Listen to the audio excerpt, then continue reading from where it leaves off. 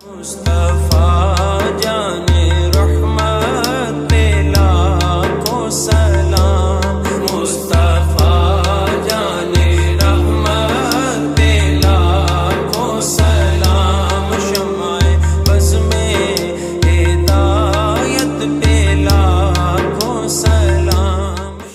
اگر کہیں کہ توحید کا عقیدہ، توحید اس پر عقد کریں، اس پر گانٹھ باندھیں، اسے مابحل امتیاز سمجھیں، تو درست نہیں کہ توحید پر یہود کا بھی عقیدہ ہے۔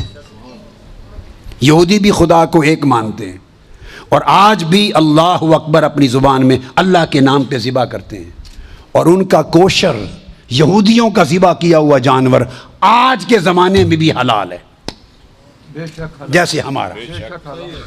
قرآن نے تو اہل کتاب یہود نصارہ دونوں کی ذبح کو حلال کہا، مگر آج زمانہ حال احوال بڑے بدل گئے، تو یہود کا آج بھی حلال ہے کوشش، چونکہ توحید پر عقیدہ ہے۔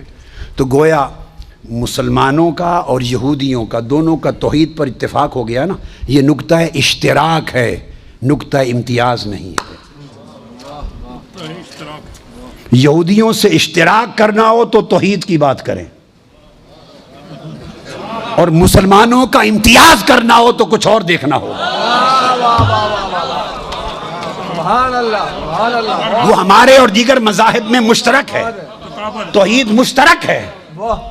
اب آگے چلے، کوئی کہہ سکتا ہے آخرت، تو آخرت پر یہود کا بھی عقیدہ ہے، نصارہ کا بھی عقیدہ ہے۔ یہ پوری یہ بائبل پڑھی ہیں میرے سامنے، یہ سب بائبلز ہیں، نسخے، ساری بائبل کی کتاب، اولڈ ٹیسٹمنٹ، نیو ٹیسٹمنٹ، ساری عقیدہ آخرت سے بری پڑی ہے، وہ آخرت کے منکر نہیں ہیں۔ تو یہود و نصارہ بھی آخرت پہ ایمان رکھتے ہیں، ہم بھی رکھتے ہیں، تو مابحل امتیاز نہ ہوا، پیکیولیرٹی نہ ہوئی، پیکیولیرٹی ہماری تخصص نہ ہوا۔ تو یہود و نصارہ سے عالم انسانیت کی سطح پر اشتراک کرنا ہو تو توحید اور آخرت کی بات کریں، مسلمانوں کا امتیاز کرنا ہو تو کچھ اور دیکھنا ہوگا۔ آپ کو سمجھ آ رہی ہے بات؟ جس سے مسلمان نکھر کے سامنے آ جائے مسلمان ہونا، اور کوئی اور اس کا مشترک نظر نہ آئے، وہ صرف شان رسالت مصطفیٰ ہے جو مسلمان کو ممتاز کر دیتی ہے سب مذاہب سے، سب عقائد سے ممتاز کر دیتی ہے۔ نقطہ ارتکاز اگر مسلمانوں کو اکٹھا کرنے کا ہم نے تلاش کرنا ہے تو عقیدہ مقام مصطفیٰ پہ اکٹھا ہونا ہوگا، عظمت شان مصطفیٰ پر اکٹھا ہونا ہوگا۔ نہ توحید مسلمانوں کو امتیاز دیتی ہے، نہ عقیدہ آخرت دیتا ہے، نہ رسالت عمومی کا تصور دیتا ہے، فقط عظمت و شان مصطفیٰ۔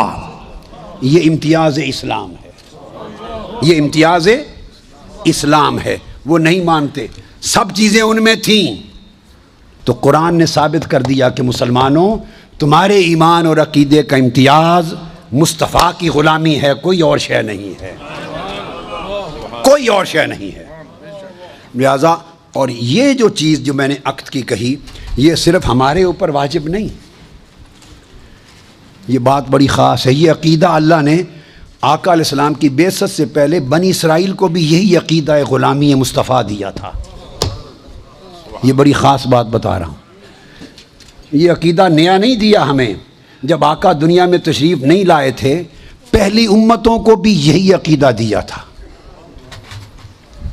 عقیدہ کس سے ہے بولیے؟ عقد سے۔ عقد کی جمع کیا ہے؟ عقود۔ عقد کی جمع بہت آیتیں ہیں، میں نے جو جمع کی، مگر ٹائم شارٹ ہے، میں صرف 2 آیتیں کوٹ کروں گا۔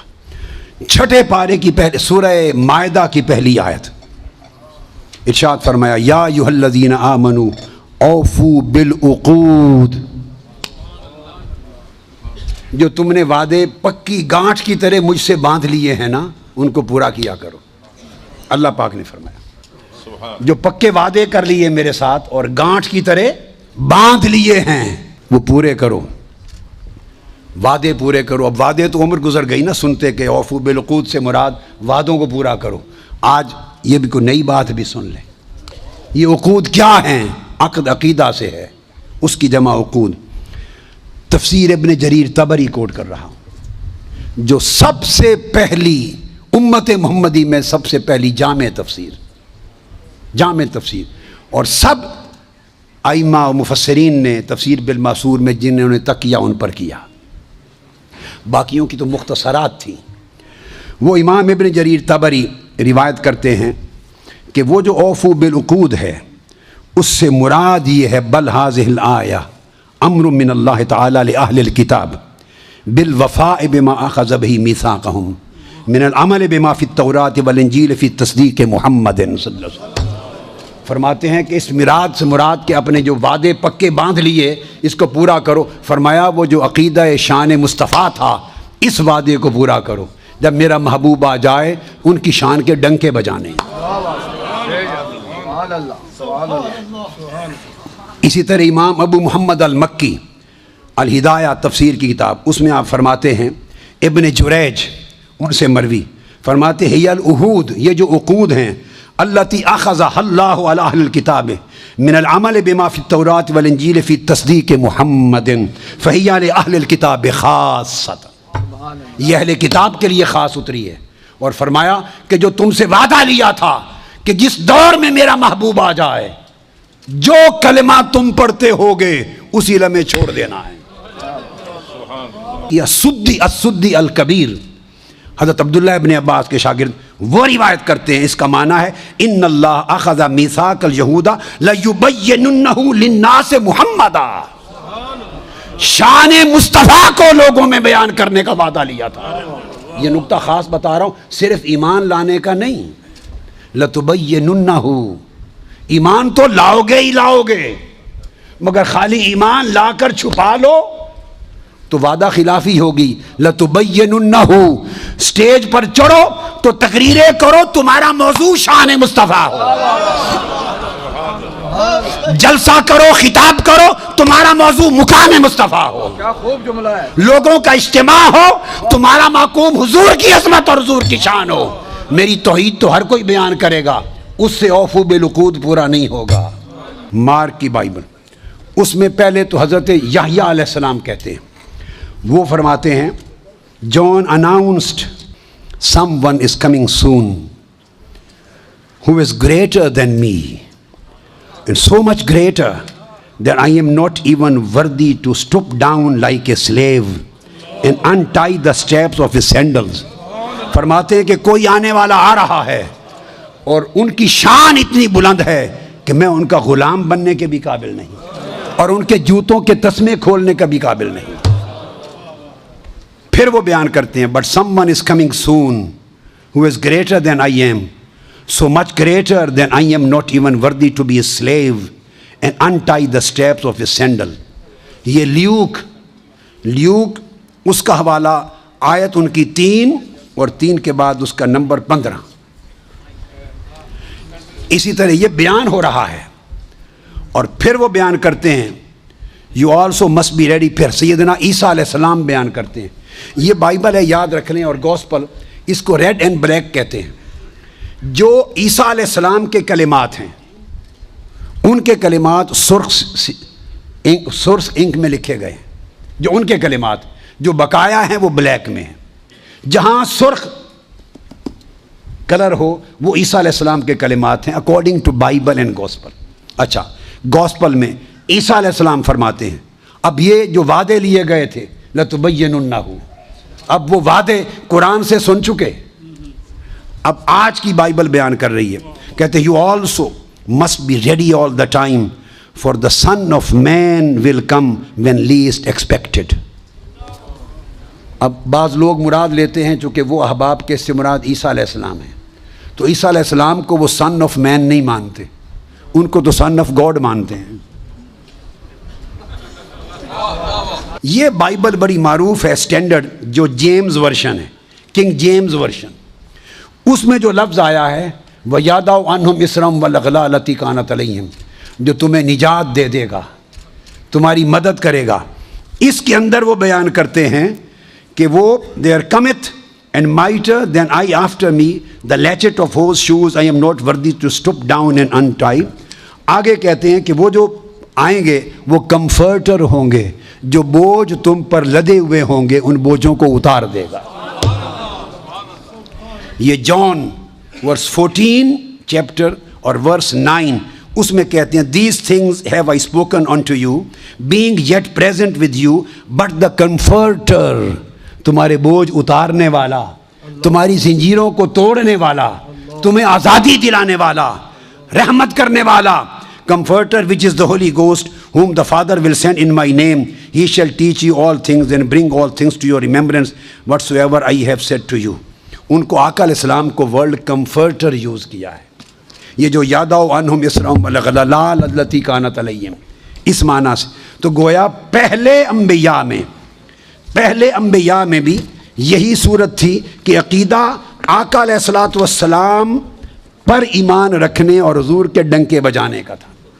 اب جو بات کہنا چاہتا ہوں وہ یہ کہ جب آقا نہیں تشریف لائے تھے, پہلی امتوں کا بھی مومن ہونا اس کی شرط تھی کہ مصطفیٰ کے ڈنکے بجاؤ, مصطفیٰ پر ایمان لاؤ, مصطفیٰ کی غلامی کا پٹا گلے میں ڈالو, مصطفیٰ کی عظمت کی معرفت رکھو. جب آقا کی آمد سے پہلے بھی معیار ایمان اور معیار عقیدہ مقام مصطفیٰ تھا اور شان مصطفیٰ تھی, سو یہی عقیدہ قیامت تک ہے. اب سنیے, آج بھی عقیدہ اسی کا صحیح ہے جسے مقام مصطفیٰ کی معرفت صحیح ہے. آقا علیہ السلام نے اس عقیدے کو برقرار رکھا. صحیح بخاری اور صحیح مسلم وہ بتاتی ہے کہ قبر میں ایک ہی سوال ہوگا. میں تینوں سوال مانتا ہوں, میرے بارے میں کوئی نیا عقیدہ نہ سمجھ لیں اپنا, میں تینوں مانتا ہوں, مگر میں بتا رہا ہوں کہ یہ تین سوال نہ صحیح بخاری میں ہے نہ مسلم میں ہے, صحیحین سے نچلے درجے کی کتابوں میں ہے, سنن ابی داؤد اور دیگر کتب میں. امام بخاری نے تین سوالوں کی روایت نہیں بیان کی, امام مسلم نے تین سوالوں کی حدیث کو روایت نہیں کیا. وہ کیا کہتے ہیں, امام بخاری اور امام مسلم سے بڑا امام تو حدیث میں کوئی نہیں. بولیے, وہ کہتے ہیں ایک ہی سوال ہوگا.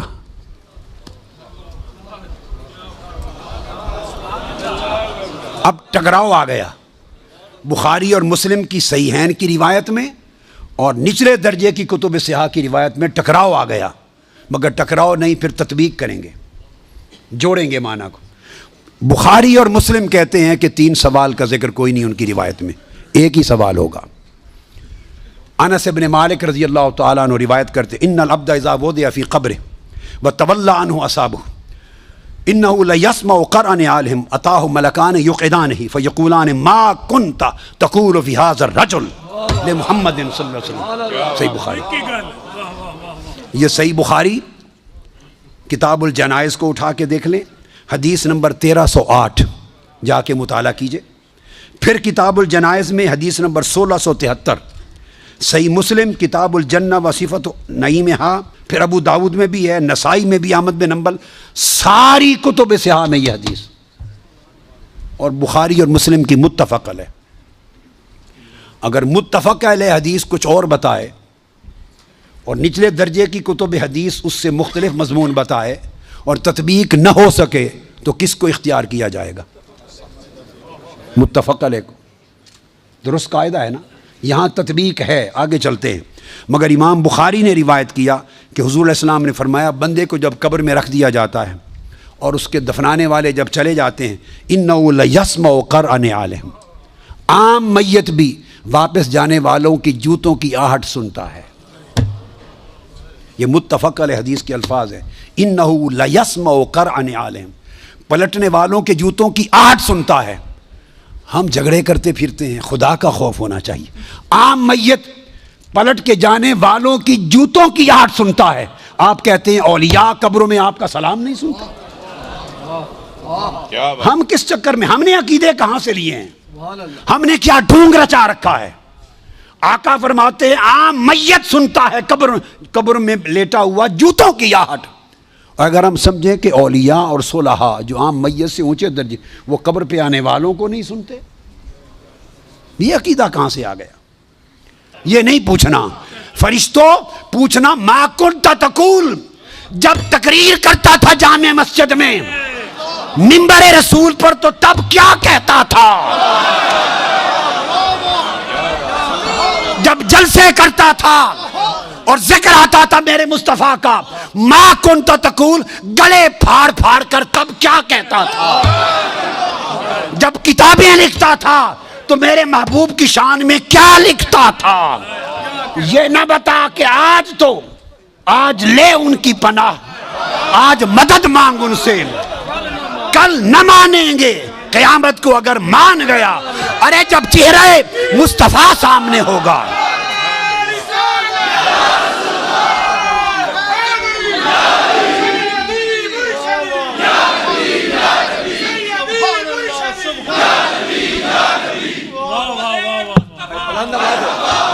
دونوں ہاتھ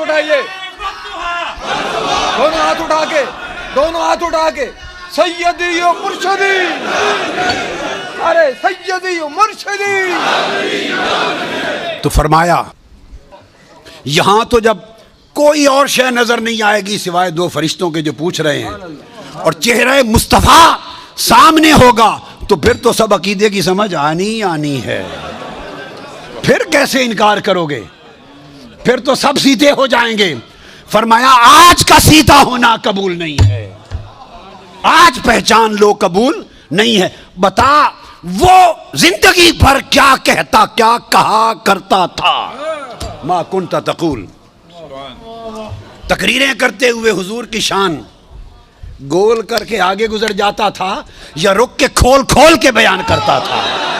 جب شان مصطفیٰ، عظمت مصطفیٰ، رفعت مصطفیٰ، مقام مصطفیٰ، جب حضور کی شانوں کا، آپ کے رخسار کا، میرے محبوب کے گھیسوؤں کا، میرے محبوب کے چال چلن کا، میرے مٹھن کا، میرے محبوب کے حسن کا، جمال کا، کمال کا، عظمت کا جب تذکرہ آتا تھا تو تیرا چہرہ کھل اٹھتا تھا یا مروڑ آ جاتے تھے؟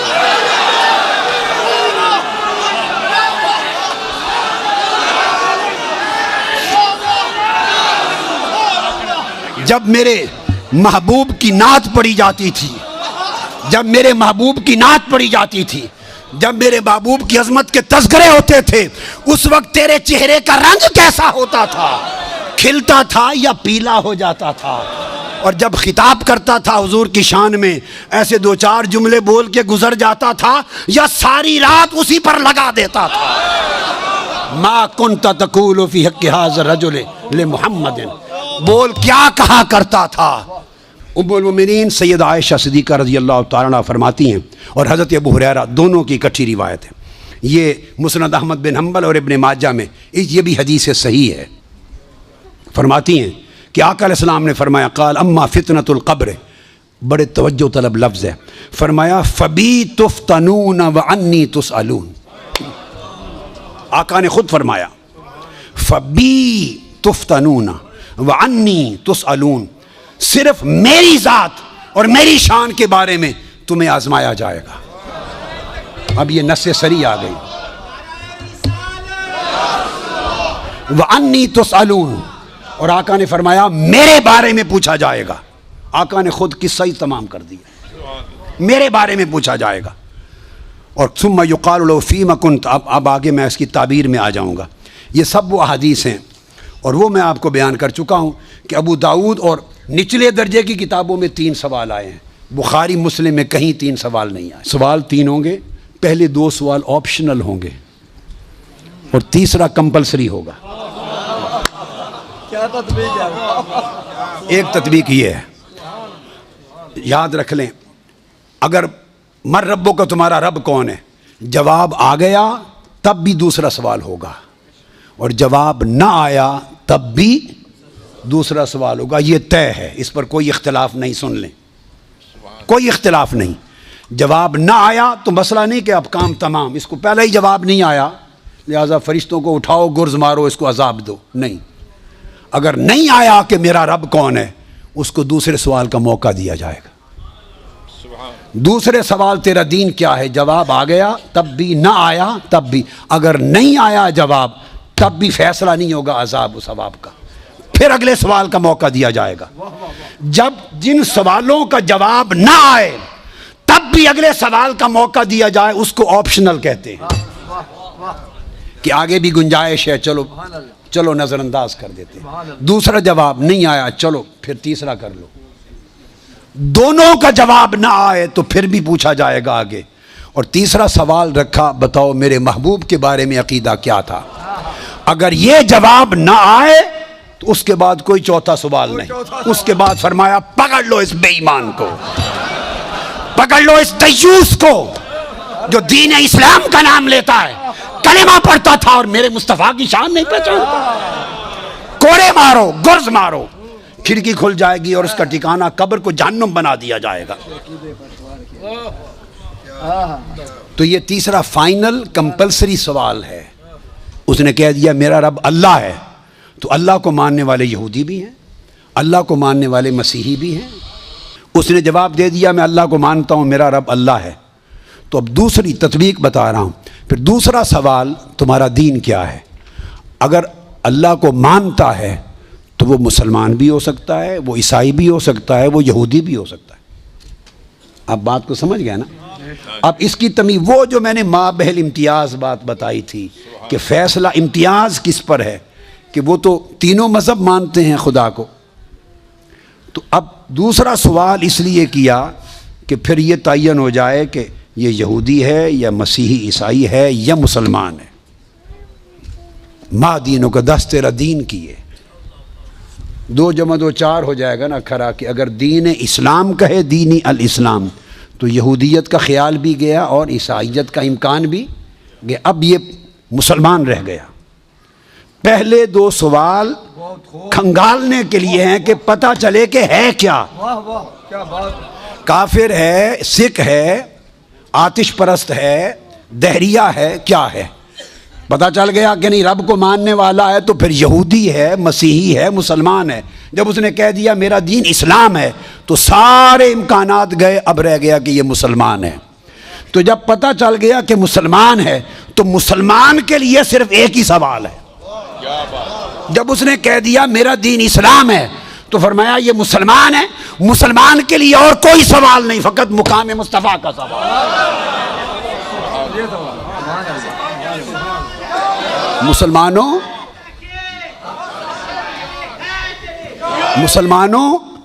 اگر یہ بتا لیا قبر میں کہ ہمارا رب اللہ ہے تو یہ جواب تمہیں سکھ، آتش پرست، ہندو، دہریہ وغیرہ سے نجات دے کر یہودی، عیسائی یا مسلمان اس زمرے میں لا کے کھڑا کر دیں گے. اور اگر پھر بتا دیا میرا دین اسلام ہے تو یہودیت اور عیسائیت کو ختم، پھر تمہیں مسلمانوں میں شمار کر کے سوال ہوگا. اور مسلمان اب جنت کے لائق ہے یا دوزخ کے، اس فیصلے کے لیے ایک ہی سوال ہوگا. اور 10 ساڑھے سونے دے بارے تیرا کیا. اگر تو مسلمان ہے تو ایک ہی بتا مقام مصطفیٰ کو کیا مانتا تھا. تو امام بخاری نے جو ایک سوال لیا وہ صرف مسلمانوں کے لیے لیا کہ مسلمانوں اپنی تیاری کر لو.